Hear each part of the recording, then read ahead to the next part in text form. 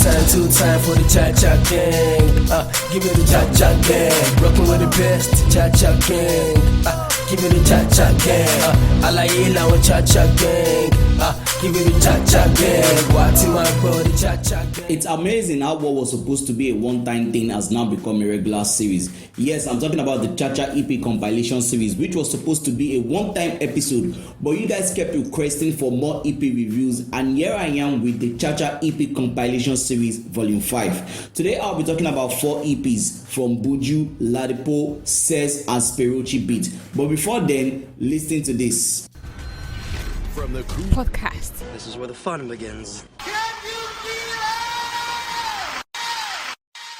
The cat cruise forget. Add us to your favorites. Add us to your favorites. Add us to your favorites. And keep your browser locked. Keep your browser locked. One way to reduce your blood pressure, listen to the Veracity podcast. You dey hear that gist so? Down when my G's connect. No disconnect. The cat cruise forget. Yes, that is the Veracity podcast where you get to catch all the crews that you're supposed to catch. So do not forget to add that to your favorite. That being said, the first EP I'll be talking about today is coming from Ladipoe, and this EP is titled Providence. The 6-track EP was released on the 4th of November 2021, and it features artists like Fireboy DML, Rema and Amare. Yes, I know you are surprised that there is no Buju on the EP, which means Feeling is not also on the EP. The production credits goes to London, Ozedicus and Johnson IP. Unless you are living under a rock, you can't deny that Ladipoe has had a fantastic 2021, and it only made sense that it dropped this body of work to round off the year. Providence is a good EP, but also not the best in terms of after effects. Do not get me wrong, every song on this EP is good, but that is all to it. No song is quite exceptional, or no song has that oh fuck that shit moment, you know. Though you can argue that Running, which features Fireboy and which was also the only single that was released before the EP was dropped, is pretty dope. Fireboy and Ladipoe did madness on that track, but then again, that is just one track out of 6 tracks. And yes, it did drop some slick bars on LOTR2, which is leader of the revival 2. Bars like pray the only shot I take is when I'm buying rounds. Even when the drip is heavy, it doesn't quench my thirst. Now, trust me, that is one of the sickest line on that song. But I still feel like the EP is missing something. I feel the EP is too soft. Yes, Ladipoe isn't one of those gangster rappers. It makes rap sound so smooth and so clean. It makes sure that his beats are smooth and melodious so that we can calmly hear the story he's trying to paint. Maybe a little bit of hardness will have given the EP that wow moment.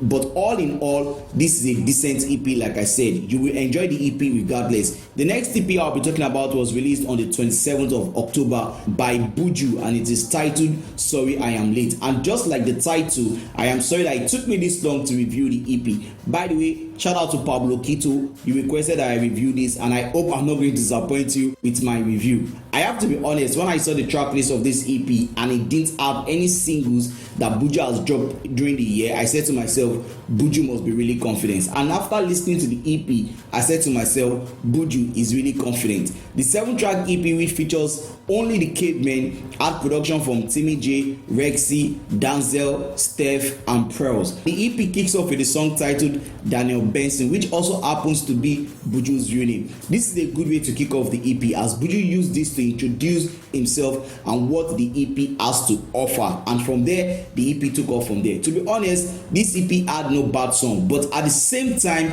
it doesn't have that extraordinary feel. Do you get? There was nothing that you can say damn shit. Nah, it didn't really have all of that. But I have to say, these songs like Ogechukwu stand out because of the Cavemen element, and it also shows how diversified Buju can be with his sound, which is one thing I also like about this EP. Another thing I like about the EP is Buju's lyrical ability, which for me, I feel like this is what this EP is all about. His songwriting ability was what it displayed more on this EP, with songs like Never Stop, I Do, and Kilometer, which I feel has the potential to become a monster hit of this EP.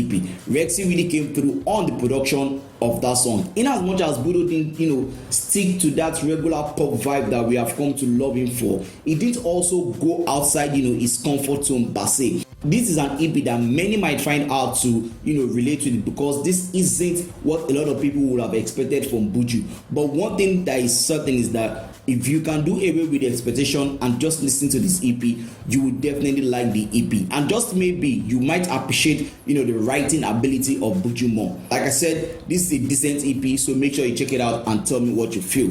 30BG in-house producer, talking about Sperochi or SperoachBeatz, drops this EP titled Melodies Volume 1, and it features the likes of Fireboy DML, Davido, Peruzzi, Mayokun, Oslade, Darko, R2Bs, and BOG. To be honest, whenever a music producer puts out a body of work, I am more critical about their work, because I believe as a producer, it should be dope. Not just good, but pretty good. And this EP is just good. As a matter of fact, most of the song sounds like every normal Sperochi produced song. Sperochi didn't really have much to offer on this EP. It's an EP that you probably listen to once, pick out your few favorite songs, and not go back to it. Some favorite songs on the EP include Melody, which features Fireboy, Ready, which features Darko, and also Do Me, which features Oslade. Now, on the song which features Davido, which is titled Yeah Yeah, is an example of what I mean by Sperochi didn't really have much to offer. Imagine Sperochi still sampling that Davido's